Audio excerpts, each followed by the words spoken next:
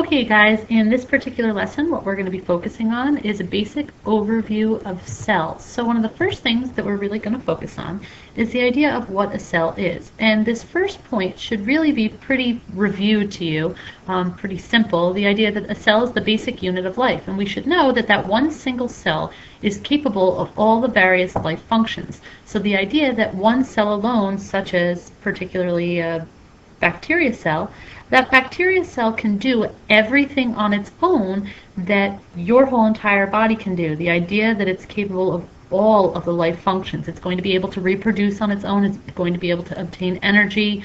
It's going to be able to grow and develop. It's going to be able to do all these things on its own, while your entire multicellular body needs all of those separate cells functioning together in order to perform these functions. In addition, the fact that the idea that the human body is 50 to 100 trillion cells. It's a whole lot of cells, guys, that have to be functioning and working together in order for you to function and work properly. All of these different cells have substantial similarities. We should know that because we should know that they all have similar organelles, right? That's something that we talked about in biology last year. So the idea that all these different cells have similar organelles. However, they're going to vary in size, shape, and function. We should know that a blood cell versus a nerve cell versus a skin cell are all going to be slightly different in the way that they appear, their size, their shape, and they're going to be significantly different in their function. So, first thing we're going to talk about is something that's referred to as the composite cell. And what this really is talking about is a typical general cell. This is what we talk about in biology. So, this is what we cover in bio. We cover a composite cell. We cover a basic general overview. The idea that all cells have a nucleus. The idea that all cells have smooth and rough endoplasmic reticulum. All cells have mitochondria, Golgi apparatus, ribosomes. But they all have this exact same structure, when the reality is that they don't. They're all very different despite their similarities. So that composite cell, that basic generalization, is going to help you to understand each of those specialized cells in their own way. Which leads us to cell differentiation, which is the idea of specializing for function for a cell. So the idea that they all kind of start out similarly, but as they develop, they're going to have specific jobs. And as they develop, they're going to develop with that specific job in mind, and their structure is going to be related to the function. Remember, relating that anatomy to physiology, that they go hand in hand together. So a nerve cell's structure is going to be directly linked to its function of being needed to carry nerve impulses. So a muscle cell's structure is going to be based on contraction, well, like I said, a nerve cell capable of carrying a signal. So they're going to be substantially different in their size and shape due to that differentiation. Right here we're looking at an egg cell versus a muscle cell versus a red blood cell versus a white blood cell. Kind of giving you guys an idea as to what all of these different cells, size, shape really is about. So when we look at cell structures, we can really divide them up into three main parts, and this is slightly different from what you guys learn in biology. When we divide up cell structures, we indicate that the nucleus, cytoplasm, and the cell membrane are the three big parts, or three big sections of a cell. So when we talk about the cell membrane to begin with, we should know that the cell membrane is lipids, proteins, and some carbohydrates all kind of intertwined together to create the cell membrane that encompasses the entire cell. All right, it's thin, it's flexible, it's elastic. The word we use is that it's fluid. It bends, all right? You're able to have a cell that dimples in some areas, all right, versus a cell that's going to be it's not rigid, all right? Pressure in one area is going to allow that cell to kind of just dimple in, and it's not going to actually like rupture the whole entire cell, right? Fluidity.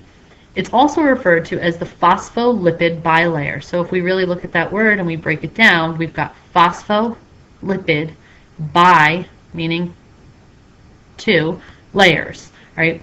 what should come to mind to you guys is something that looks a little similar to this. Please bear with me with my horrible drawing on my tablet.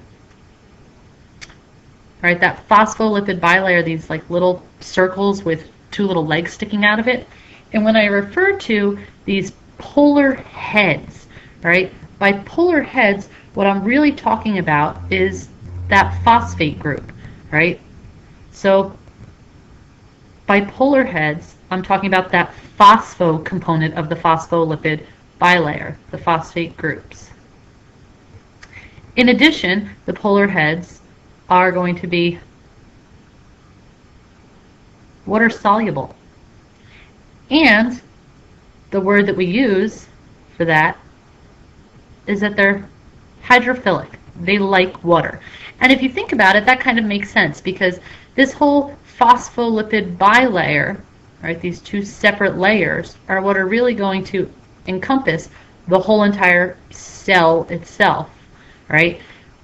And everything inside of this cell is going to be a liquid component, and everything outside of this cell is going to be a liquid water-based component. So you're going to want those phosphate heads, those polar heads, to be hydrophilic because they're constantly going to be in contact with water.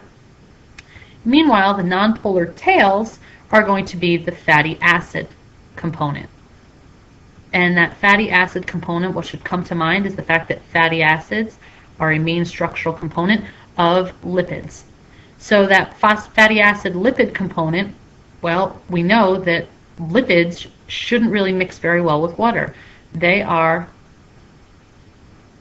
water insoluble,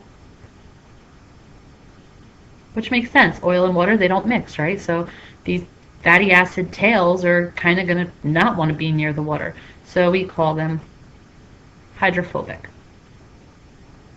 Which makes sense because in this whole space in here, that middle space between our bilayer, we're not going to have any water because those nonpolar tails, those fatty acid tails, are going to repel the water either outside of the cell or into the cell and force it to one of those two sides, not allowing it to remain in between the two layers. Just another picture showing us that cell membrane. So looking at it from a distance versus up close, we can see here we have our phosphate heads and our two fatty acid tails. When we talk about the function of the cell membrane, we should know that it maintains the integrity of the cell. Right? What we're talking about there is shape. It kind of gives the cell some definitive shape, even if it's not rigid. Selectively permeable is a description that we use about the cell membrane related to its function. And that's the idea that it controls the entrance and exit of substances.